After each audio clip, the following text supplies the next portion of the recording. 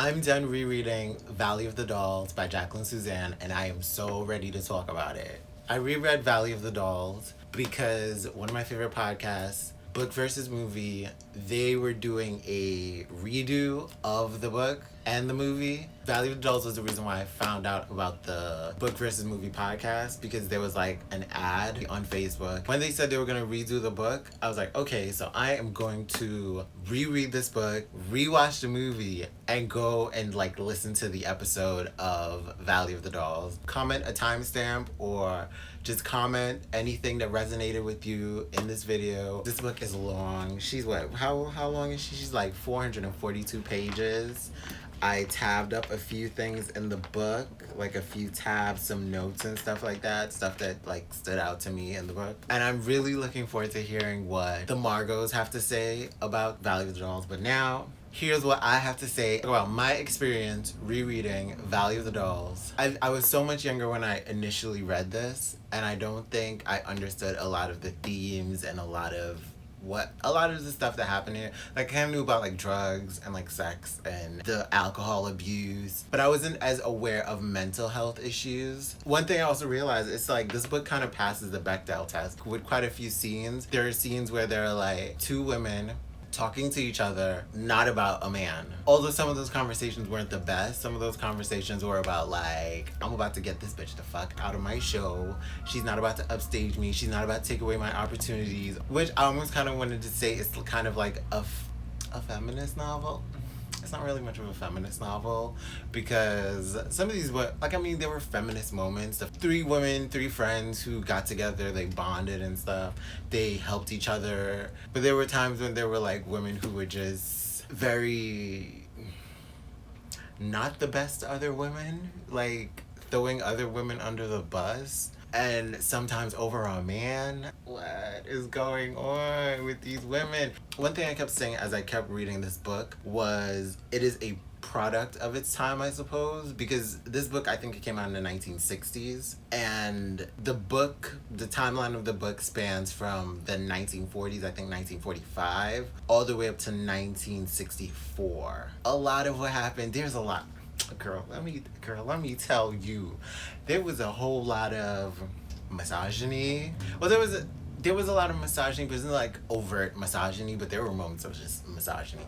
There was a lot of like anti-fatness. There was a lot of anti-gay, anti-homosexual sentiment. They threw around the F slur like a whole bunch of times. And I was like, the first few times I was kind of like, it is of the time. This is kind of what they did. It's not okay, but you know, they did it. And they used the 3-letter version of it, the shortened nickname version of it. Well, mainly it was Neely who was throwing it out like that. F slur. Goddamn F slur doing da da da da da. Miss Girl. I think, yeah. Helen Lawson called her a gutter snipe, because I was now thinking like she a gutter snipe, but like she kind of is a gutter snipe.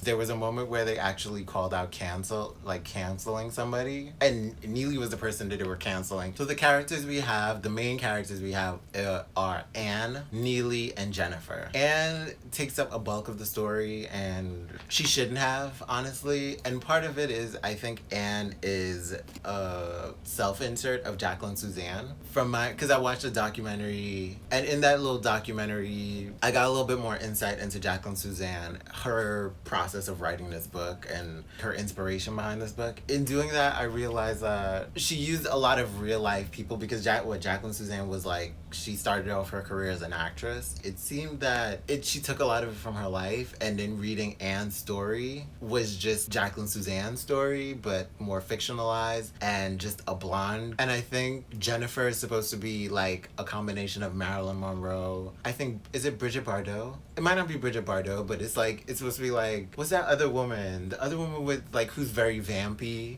who's what do they call who like Dita Von Teese and the other tattoo girl who they kind of get their inspiration, that old 1950s like sex pot inspiration with the hair. Like, I forgot what her name is. I think that's Mariska Hargitay's like mother. I might be wrong about that. Tell me in the comments who you think I'm talking about, because I think I know what I'm talking about, but I'm not sure. But basically, Jennifer is like a combination of Marilyn Monroe, I think Bridget Bardot, and like that other woman. And I think Neely's supposed to be kind of based on Judy Garland, which the irony from the documentary is that Helen Lawson was supposed to be played by Judy Garland, but that didn't happen because she was like hopped up on booze and pills and she got real skinny. And that kind of mirrored Neely's storyline. I do love a book like that. I love a book where they kind of fictionalize real life people and events to kind of give you an insider view without actually telling you all the details or confirming that this is true or not. But seriously, Anne's story was just not. I don't feel like she deserved as much time as she got in here. Like, I mean, she had a lot going on in her life, but also, like, as cliche as it is to say, Anne was kind of a bland character because it's like she had so much handed to her. She just kind of let other people dictate, well, especially men, she kind of let them dictate how she moved and what she did and how she did things. The one bit of agency that she did was at the beginning of the book where she decided, I don't want to stay in this small New England town and marry some guy that I don't really love because the town says I should and my parents say I should, and this is the life that everybody's lived traditionally. So she ran off to New York to live and to work and to do stuff out there. But then she got there, and the first guy that shows up to her, she goes on a date. She never really commits to him, but at the same time it's like, Miss Girl, if you're not really into this guy, I mean, I get it, you're young, you're in your early 20s, so you just kind of want to date around, and you're dating this guy because he asked you out and he's taking you out to these free dinners and stuff like that. So I understand just enjoying that, but at the same time it's like, when you realize nothing's really gonna happen and he's feeling more for you than you are feeling for him, and then you're also falling for for this other guy because at the agency where she's working, there's the guy Lion. He comes back from England because apparently he used to work at the agency before he went to war, and he went to war and he came back and he went to England, he spent some time there and he came back it doesn't matter. Either way, he's back. She falls for him. Everybody was on her. Gird your loins, sis. He's a heartbreaker. The instant he came, she didn't bother to gird her loins because she was blinded by the light. And she was wet. She was wet for him consistently while she was with the first guy. So now she's trying to break it off with the first guy because she's kind of into Lion. Lion's flirting back. He's trying to top that. One of her dilemmas that she's had, one of her internal conflicts was the guy that they were trying to hook her up with in Lawrenceville. She had no chemistry with him. And then with this first guy that she met, Alan, she had no chemistry with him, but she was just dating him because it's something to do, because it's the 1940s and they don't really have television. I mean, they got movies, but I guess she didn't want to go by herself. I don't know. There were times when there were things that, I feel like, okay, girl, you could have gone to a movie by yourself if you didn't really want to be with this guy. Anne could have made other decisions. She didn't have to be so passive and be like, I'm going to stay with Alan because he asked me out or whatever, and no other man's really asking me out, because I'm sure there were other men asking her out. They were like, she's super pretty and she's blonde. In the book, there's a moment where one of Anne's bosses, he notes that she's not the kind of beauty that you immediately see as striking. She's the kind of beauty that kind of creeps up on you. The more you look at her, you're like, ooh, she's real pretty. So I think she could still kind of get a man if she could get this Alan Cooper. That was another thing. When she started dating him, she didn't realize he was rich. His storyline was that he asked her on a date. He took her to a rundown restaurant, some cheap restaurant, and she didn't have a problem with it. And he was so impressed that she didn't have a problem that he took her to a rundown restaurant, which was kind of the equivalent of some guy asks you out, he takes you to Mickey D's, but because I guess you're new in town and you kind of don't know anybody else, don't know any better, you're just kind of let's go. Even if it's just to Mickey D's, you just go because it's something to do and it's fun. So she keeps going to Mickey D's with him, and then coming to find out, he really could have been taking her to restaurants on the Upper East Side and the Upper West Side because he's got that much money. But he was just testing the fact that you're not after his money. But she was all like, I don't even know who the fuck you are, so I didn't even know you had money. And she was like, I don't care because my family's kind of rich in New England. So beyond all of that, Alan proposes to her, gives her a ring. She takes the ring, knowing that she doesn't really want to be with him. And then Alan's telling her That was the messed up part. Alan gave her the ring. She said, I don't really think I really want to marry you. I don't really want your ring. But she took the ring because he insisted, take the ring, think about it, blah, blah, blah. He's just like, he's thinking because every time she says no, she's just, I guess, trying to play hard to get or something. But she was just like, I don't really want your ring. I don't want to get married to you. I don't want to be with you. Although she took the ring. And although she was just kind of like, I want to make this happen. And he's just like, no, I win your heart. I have to be with you. You must be with me. We're going to do this. And then eventually she puts her foot down because Lion is like at her skirt. She's hot and bothered for Lion. She's like, I have to be with Lion because he's hot and he's British. Do you hear that accent, girl? I have to have it.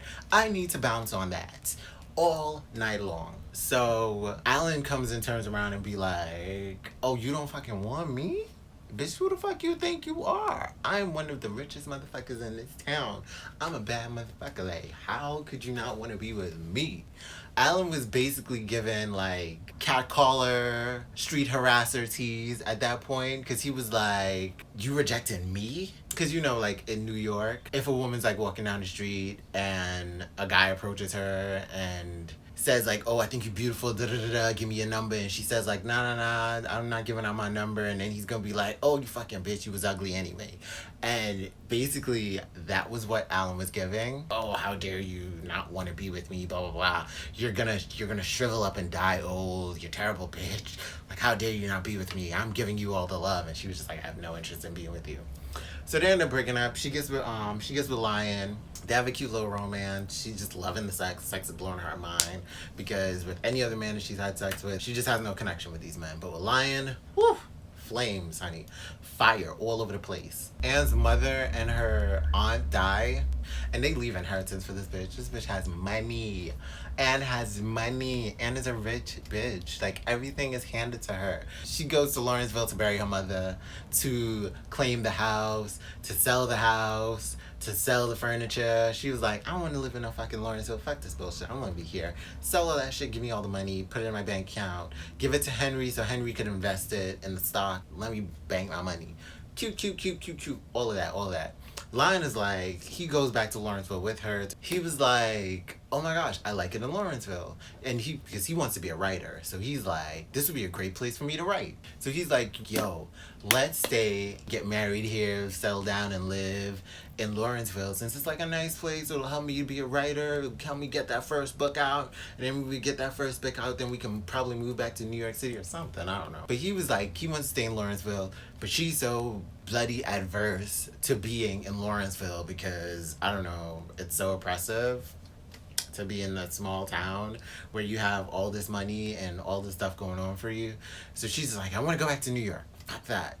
Lion is like, that's just not gonna work for me because I'm really trying to like marry you and I want to take care of you. So he's all like, my pride is gonna be hurt because I can't afford to take care of you. But I'm like, you work at the agency. What are you talking about? But he wants to make this book dream happen so bad. He's just like, I don't want you supporting me, Anne, because you have all this money. Just a lot of proud, patriarchal like bullshit. And so he leaves her and goes to England to write a book, and she goes back to New York and just hangs out in New York. And in her time hanging out in New York and just doing her job, working at the agency, she ends up like working with her boss to like socialize and hobnob with the clients when they're out. So it's like when her boss is getting drunk, she takes all the notes. So while she's out there taking notes, there's one of the clients that they booked or something like that. He was like, he thought that Anne was so pretty and so beautiful that she could be the spokesperson for his cosmetics company.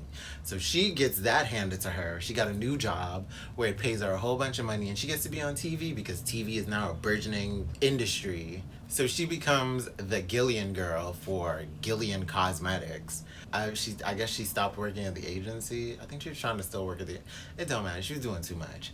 In the process, she ends up starting to date the owner of the company because he was like a widower and he had kids and stuff like that, but he was like so in love with her and he was so enamored with her. So she kind of just passively dated him.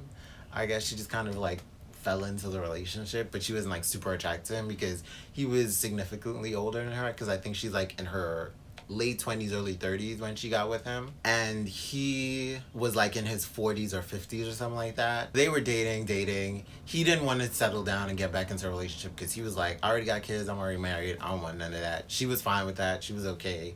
She didn't want no more than that. She was still in love with, she was still pining after Lion. She was wondering, I wonder what Lion's doing in London, in England, and blah, blah, blah, blah. All that. The owner of the company, whose name is Kevin. Kevin gets a heart attack or a stroke or something like that. It was a heart attack. And then he's like, I don't know, he starts reevaluating his life. And then he's like, Anne, I want to marry you now. I want us to be together. Let's be together. You know, I think we should. Anne, who has no interest in marrying this man, she just wants to date him because, I don't know, it's something to do, socializing, something to pass the time, something like that. And, ooh, girl, your motivations. What are you doing? Anyway, so Anne is like, she just keeps pushing him, having him at arm's length, because she's just like, should I marry him, should I not? Because a lot of Anne's issues, I think, came down to her wanting this idea of being a woman who has a husband and kids, and just that's the dream for her. As much as she worked and she wanted to work in New York and stuff like that, because that was one theme that kept coming up with Anne, is that she wants this one love that she wants to be so passionately in love with.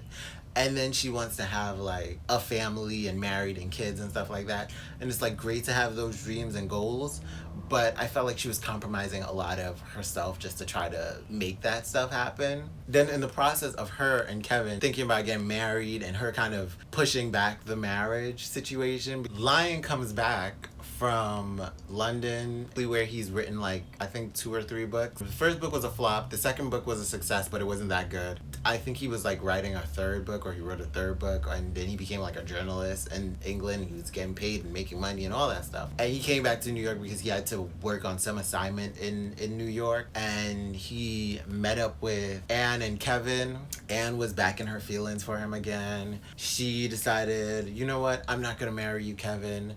But actually, it took a little bit of drama because she cheated on Kevin before she officially left him. Kevin was being petty. He was basically pulling on Alan at that point. Basically, yeah, he pretty much said the same thing that Alan said about her. Like, yo, you're not gonna do any better than me. You ain't gonna be shit. You're gonna regret that you weren't with me and blah, blah, blah, blah, blah, blah. Whatever. Fuck the two of them. They were trash. Both Alan and Kevin, she deserved better. So she left him, but Lion is a prideful bitch because that's why he left in the first place, to go fucking write this book. So now he's back and he can, I guess, kind of provide, but he's still not as successful and doesn't have as much money as she does. So she finagles a little manipulation where she was able to be like, yo, I'm gonna set up a situation so that Lion can stay here and be with me and marry me, and I can have everything that I want. I have it the way that I want. Which was cute, but it was also kind of like, oh, girl, if you gotta work this hard to make it happen, I feel like you really shouldn't try to make this happen, because it's just not gonna work. Because he's too proud, whatever. You could have found another man, a better man. Maybe these men were all tests that you had to go through, these little things that to kind of understand who you are and what you're willing to take and what you're not willing to take. And she showed that she was willing to take, you know, she was willing to manipulate a man in order to like get him, because this is exactly what you want. She's just like, I want him so bad and it's got to happen. It's gonna happen. She kind of took away his agency. Then he comes to find out her manipulation and turns that around on her and like cheats on her. And basically it ends with her like living the rest of her life realizing, you know what she wanted wasn't exactly what she wanted, and be careful what you wish for. Anne's story was a lot. It took up a lot of pages, but it also kind of felt like it could have been condensed more. Now on the flip side, somebody like Jennifer's story. Jennifer was somebody who did not have a lot of talent. From the start, from the time she came into the book, she was just a pretty hot girl. Basically, she was kind of like the equivalent to like, I guess, Kim Kardashian in a way. She's pretty, she's hot, she's got big she's got like big boobs. That was like her biggest claim to fame. Like all I could think of was like, she's basically like Jessica Rabbit. Like she's just shapely like Jessica Rabbit, but she's got blonde hair. Everybody's like, all these men love her. They think she's so attractive. She gets jobs and all the stuff that she gets because she's so attractive and so sexy. But they're like, she has no talent. She can't really sing, she can't really act, she can't really dance. but she still gets jobs. She gets jobs in the Helen Lawson play. That's how she gets the opportunity. Then she ends up meeting this singer who's kind of like a Dean Martin, Frank Sinatra combination of a character named Tony Polar. So she and Tony Polar get together, but Tony Polar has a sister named Miriam who's his caretaker and handler. So she takes care of him. She's like a little older and she wears like orthopedic shoes. And she's like taking care of Tony, but she doesn't want Tony and Jennifer to be together. But Jennifer doesn't care. Jennifer's like, I want to be with Tony so much. He can sing. He's so great. He takes care of me. He loves me so much. And she decides to pull her own little manipulation to get with Tony because she was like, the sister keeps trying to break us up and she doesn't want us to be together. Fuck that. I'm gonna make him mine. So she does. So she knows how much sex appeal that she has on Tony. So she does this thing where like she invited him over one night and then she showed up at the door in her robe and she showed him her breasts and he was like so like it was kind of weird that he was just so intense he was about like wanting to like touch her body and be with her. So he was all like, oh, I want to be with you. I want to touch the breasts. They're so beautiful. They're mine. I love them so much. And she just kept going like, you want these? Then come and marry us. You have to marry us. And like, I love that scene though because she was using so much of her sex appeal to get what she wanted. And she was just like, so you want us? You want us? You want to taste us? You want to touch us? You want to feel us? Do you want to own us? And he was like, yes, I want it so much. And she just kept running around the room, like evading him the whole time. It was weird, but it was also kind of like, I loved the power. I loved the power. I loved the pussy got power out here. Like, I just loved it so much. She managed to marry him. They both, like, moved to LA. She gets pregnant by him. The sister Miriam comes and was like, yo, you should not have this baby. Why? Because Tony has a mental disability. It's not manifesting right now, but it will manifest because his father has this issue. Tony and I don't have the same father. So my father's fine, but his father has like this mental disability, so it'll manifest in Tony later in his life. So same thing will happen with the child that you have with him. So it's like, don't like have an abortion. Don't have the baby. So she decides to have an abortion and she and Tony kind of break up and she meets this French producer and he's just like, yo, I'll take you back to France, get you into pictures, we'll do some art films and stuff like that. She had nothing else to lose because I guess the movie roles had dried up because she's not really that talented apparently. So she goes to France, she does the art films. I guess in international cinema they're a little bit more risque. So they show more boobs, like it's no big deal. They show more genitalia, like it's no big deal. And it's all a part of the story. So basically Jennifer goes and shows off her boobs and everything. And everybody just loves it. And she becomes a big hit in France, in Paris, just internationally, period. She just becomes a hit. She gets offers from Hollywood to come back and make movies because she's such a hot commodity. And right before she comes back, the producer guy sets up this plan to have her like lose weight and get a facelift before she comes back to Hollywood because she'd be more acceptable. It's very much, the book just kept talking about like how these women had to like slim down a lot and be skinny and svelte in order to be able to like get roles and to be able to book a job and just to be considered pretty or attractive. So one of my favorite parts in the book is that she goes to, I think it's Sweden or Switzerland or something like that, to go to this clinic to do this sleep cure thing, which the way they described it sounded so good. It's a way for her to lose weight, but the sleep cure started as a way to deal with trauma. One of the stories they gave was like this Hollywood producer, he has a wife and they have a child, and the child drowned in the pool, and the mother was distraught. So as a way to kind of help her get over that trauma a lot faster and a lot easier, they put her in the sleep cure where for like 3 weeks, she just sleeps. So they'll put her to sleep, and then throughout the 3 weeks, they'll be like feeding her, taking her to the bathroom, but she never really wakes up fully. She just kind of like in a daze, asleep, whenever they take her to the bathroom where they feed her, and then they put her back to sleep, and she'll sleep, and she'll lose weight, and she'll like, and that trauma that she's dealing with, less of it will be like ingrained in her brain. She'll be aware that it happened, but the emotional impact of it would be reduced. And she'll just be like, when she wakes back up, she'll know it happens, but she just won't have to wrangle with those feelings. She won't be emotional and crying about it as much anymore. And I was just like, it's fascinating. It is interesting. I'm kind of not against trying something like that, but it's also a little scary because you don't know if something's gonna happen. That would make a great novel. Like, you go to do the sleep cure because, like, you want to lose some weight, and then you wake up and then it's like an apocalypse. A mess, and now you have to figure out, like, in the past 3 weeks what has happened and why are you in this state. Like, nobody was able to wake you up or nothing. They were just like, everybody died or everybody like ran off, and now you have to find your way out of this hospital and figure out what's going on. I don't know, it would make a great story. But the sleep cure thing was so interesting. I thought that was so interesting. So Jennifer takes the sleep cure, and I think she did it for like 8 days. It was so fascinating because she just like went to sleep, and then when she woke up she was like, I thought it was gonna be like 8 days. They were like, yeah, your 8 days is up. And she showed, like, she got up, her body was slimmer, and so she went and got like a facelift and got her body done.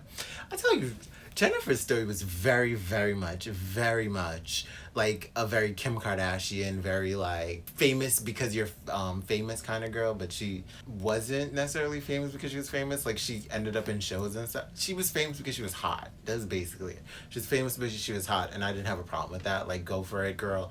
Get your money however you can. She gave me a really good quote in the book that I loved, because Anne's not in love with Kevin, and Anne was just kind of like taking like money and whatever opportunities that Kevin was giving her. Anne was feeling, I guess, kind of guilty about like taking Kevin's money or something, knowing that she didn't really love him.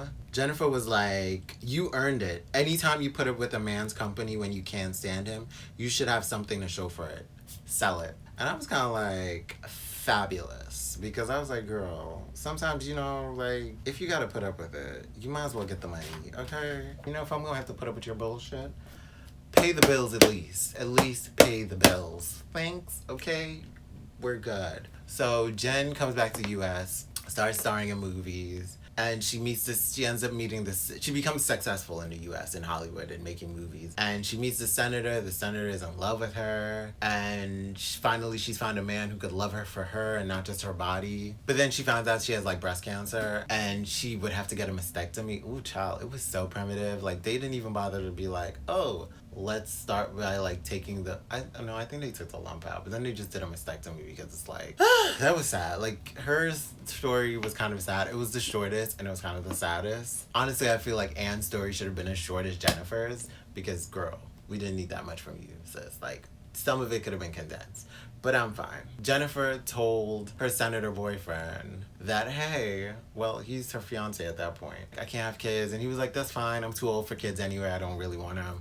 I'm not interested. But he's like, as long as like your breasts are here, I'm fine, because I love them so much. It's just weird because he was just like very fetishizing her breasts at that point, because he was like, my babies, these are the babies I really want. And I was just like, ooh, that's kind of gross. You kind of disgusting right now. Like, okay, Senator man. So with that, she came to the realization, like, no, I'm not going to have my breast cut off.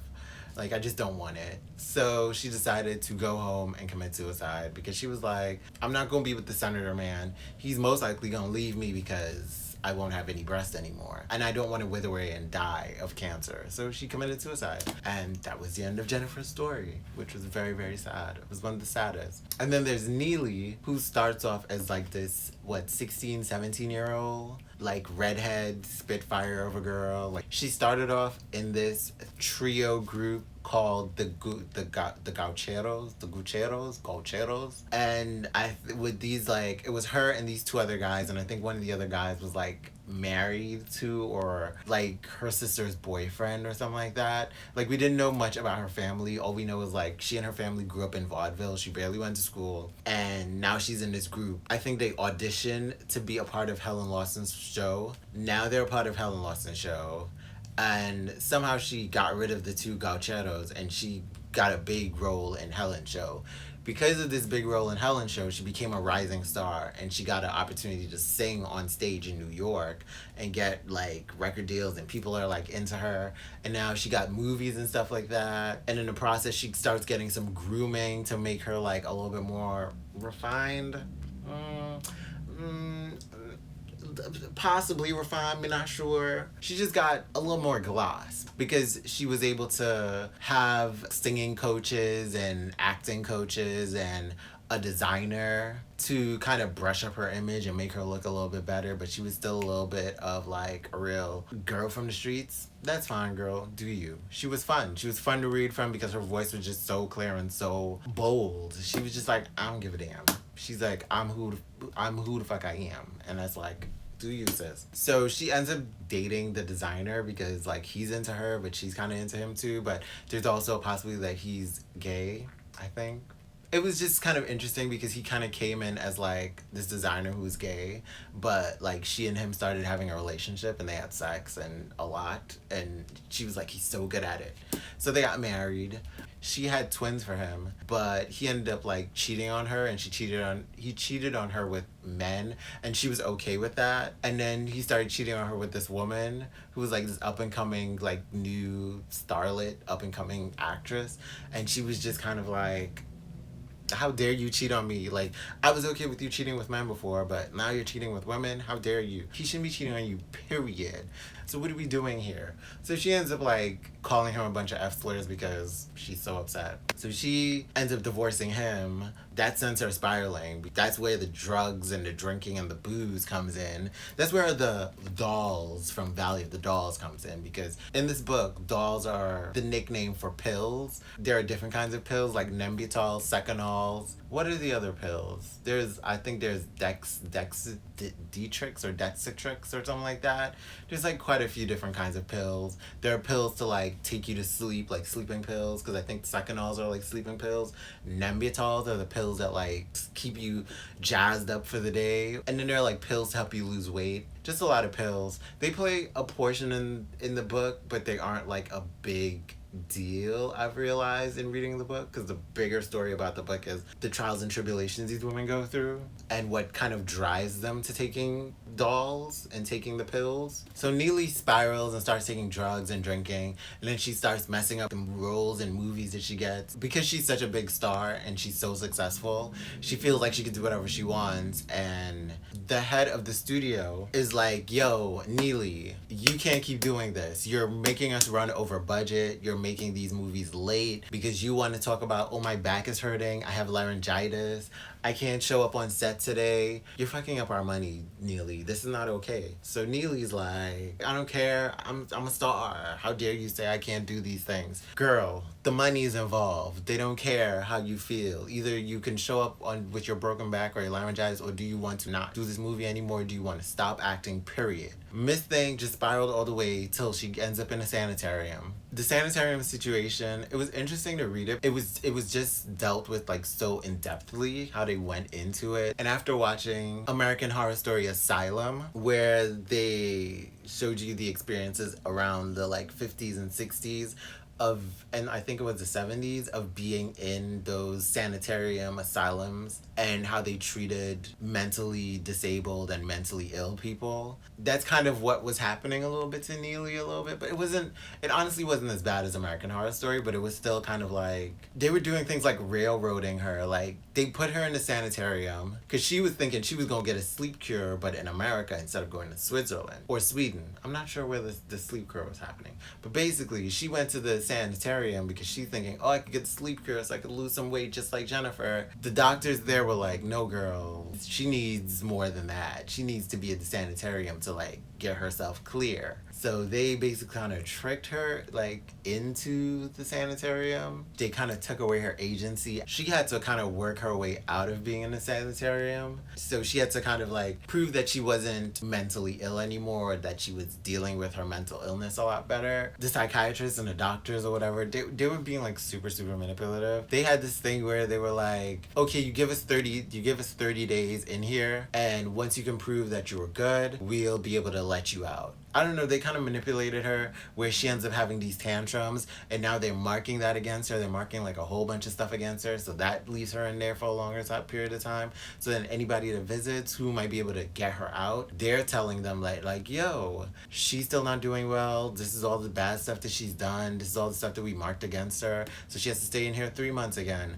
it's like they have at that point the opportunity to go to a judge and say that, hey, this person needs to stay in this sanitarium for 3 more months. Even if you get a chance to you have opportunities to get out, then it's like stuff is triggering you. Like psychiatrists are triggering you because they know how to get into your head and they know how to take you apart. So now you're like trying to get further and further out of the system of being in the sanitarium, and then they're pulling you right back. So Neely had to go through that. She managed to get her ability to sing back because she kind of lost her ability to sing. So at Anne's old agency, one of the owners went to go see Neely, found out that she could still sing, so he kind of set it up for her to come back out and help resurrect her career. Around that time, that was when Lion came back. Lion came back. He was all like wanting to be with Anne, so Anne decided to pull the little jukes and was like, yo, how about you help resurrect Neely's career since that's like my best friend? Which is an interesting thing that was Anne's best friend. Neely was Anne's best friend. Sure, girl, that's your best friend, but you couldn't see the bitch when she was stealing, when she was sleeping with your man. But we'll get to that. So he comes back. He's got a reason to stay in the US. So he's like helping Neely resurrect her career. In the process, he comes to find out through Neely, because Neely went to Anne's like old boss who helped her kind of like rope Lion into staying in the US. He spills the beans to Neely. Neely goes back and runs off to tell Lion that, hey, Anne manipulated you into staying here. Lion is upset about it, so he goes off and he dives headfirst into work and resurrecting Neely's career and making sure she's successful. While they're doing that, they end up in an affair. Anne finds out about it. She's fucking hysterical because she goes to her old boss Henry and was like, "Oh my gosh, Henry, help me, because like this bitch Neely, she's like fucking with my man and my man is fucking her." And it's like, ah, and it's just like, girl. And Henry's like, yo, bitch, stop crying. You don't need to be crying. Like, please don't cry. Stop crying. Like, let's do another little jokes to make sure that you stay with the man and he stays with you. That was a whole mess because at that point I was kind of like, it's like, girl, you don't have to be with him. You don't have to keep him. Granted, you're gonna have his baby, but y'all really shouldn't be in this because you manipulated him to be with him. Now he's cheating on you, and now you're trying to manipulate him again in order to keep him. So she isn't really manipulating him, but she's kind of manipulating the situation because now she knows that like he's cheating on her, but she wants to be the one holding on to him.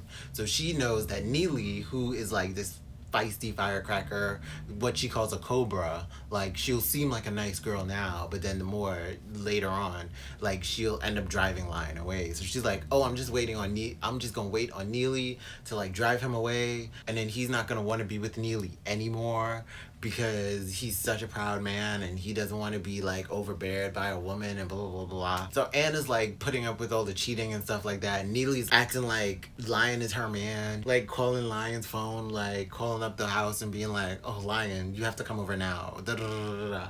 Neely was just a mess. She got real messy for me at that point where I was just kind of like, girl, you ain't need to do all of that. Like, why are you just trying to steal somebody else's man? That's your best friend, which got on my nerves. Even before Anne was confirmed that Neely and Lion was sleeping together, how I felt about Anne was that, like, yo, this is your best friend and she's being successful and all that stuff and she's working with your husband. It shouldn't be a stretch. It shouldn't be too bad for you to be able to say, like, yo, I'm gonna go hang out with my friend. Even if I'm having a baby, your friend already telling you, like, come out, girl, come out, and like, you should be able to like leave the baby for a few days or a few weeks or whatever and come visit. Anne never picked up her feet. She never picked up her bag. She never picked up nothing to say, you know what? Let me tiptoe on over to see what Neely's doing and how she's doing and nothing. She just kept Neely on the West Coast while she's on the East Coast. She didn't even say, oh, let me just get on a plane or a bus or a boat or nothing to say, like, let me get over to LA, to Los Angeles, to Hollywood, to visit Neely and show her the baby or nothing. So then at that point it's like, do you think Neely wouldn't care about seeing her baby? Or nothing, or seeing you and being friends and like, do you think she wouldn't care? And if she didn't care, then that means y'all not really friends like that. When Anne found out that Neely and Lion are like hooking up, she's like, my husband and my best friend. Now I'm like thinking about, like, is that really your best friend? Because that was your best friend. You should have been like there with your friend and saying like, "Hey girl, what's up? What's up? How we doing? Like, how are you doing?" Y'all not even checking in with her. You could have still popped up on Neely and be like, "Hey girl, what's up? I'm checking in with you to see how you're doing, how your job is doing." But Anne is kind of selfish, I think. She's kind of a bit of a selfish girl too. Or at some point she probably didn't really like Neely like that, and she already kind of knew Neely didn't really like her like that, and they were like friends of convenience. And there was a moment in the book where they mentioned that like the friendship between women. I think it was a point where Anne was, I think, like contemplating being able to like have friends as a late 30 something year old woman. She had never formed a close friendship with any girl since Neely and Jennifer. Close friendships with girls came early in life. After 30, it becomes harder to make new friends. There are fewer hopes, dreams, or anticipations to share.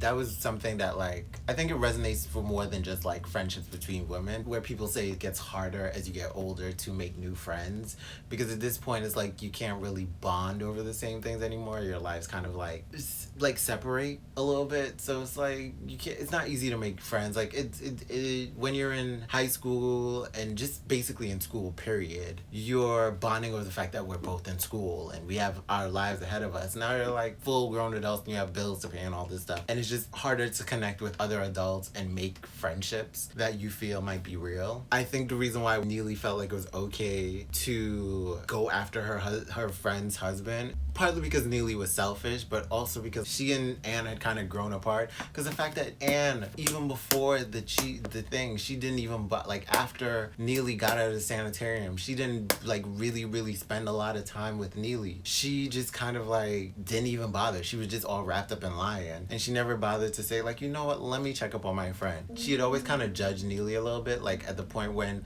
I think Neely went away or something like that, and she kind of came back a little disheveled. But Anne like met up with her somewhere or something like that. Oh no, it was like, I think it was Neely came back from Spain because she ran off to Spain to do something and ended up making a movie. So after Neely arrived, Anne managed to conceal her shock at Neely's transformation. She had gained weight, her face looked puffy, and even though she wore an expensive suit, she looked seedy. Her nail polish was chipped, there was a run in her stocking, and she seemed rumpled. But most of all, there was something dead in her whole countenance. Nellie didn't sparkle anymore. Her eyes didn't seem to focus when she talked. Well, that is a testament to how much Neely kind of like devolved with all of her drinking and her alcohol. But also it was kind of like Anne was kind of judging Neely a little bit. She was like, she looks so seedy, although she's wearing these expensive outfits. And I was like, girl, how about you have a little bit more compassion for your friend? At this point, she kind of felt like I guess she felt like she was better than Neely. Although she helped out with Neely being in the sanitarium by like paying the bills and stuff like that, she still could have been like a better friend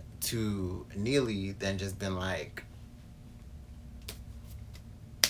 Anne never really like kept up with Neely after that. She just kind of kept up with Neely through Lion. See, that's where it's like they're letting men kind of just be in the middle of how they were as friends, and kind of like let men kind of just continuously dictate how they lived. Because for Anne to just be like more enamored with Lion than actually like still be a good friend to her so-called best friend, like, come on. Like, you could still have your relationship with your husband, but at the same time still have a decent relationship with your friends. That's why he cheated on you, girl. That is why he cheated on you. That's not exactly why he cheated on her, because at the same time, Lion was too much of a prideful person. So that's why he ended up cheating with Neely. And then in the end of the book, he ends up cheating, going with the next young starlet because she's not trying to control him. She's trying to stroke his ego and make him feel good. And now he's cheating on Anne again, but with some new girl. And it's like, because Anne kind of took away his power by manipulating him, she doesn't care about her. She stopped loving him. Now he's with some new girl who's, her star is rising. She'll probably start controlling him too. He'll probably still end up cheating on them. It's just cycle and a mess. But I enjoyed the book though. I learned a lot about other people and their lives and their dramas and their mess. And it kind of taught me a little bit about what I should strive for as a individual, as a person. You know, just don't do drugs, don't drink, you know, don't settle for less than you deserve, I guess. Something like that. I don't know. Hollywood, the entertainment industry, Broadway, all of it's kind of messy and trash. Well, at least in the 40s and the 50s and the 60s. 70s too. Probably up to this day. pretty much up to this day. If you've read this book, let me know. Tell me how you feel about it. If you watched a movie, tell me how you feel about it. All that stuff. Like, get into it. Talk about, like, Value of the Dolls. Put it in the comments. Let me know. Like, comment, subscribe. Definitely do that. And thank you for sharing your time with me. And I'm out this bitch. Like Fleek of the Pack.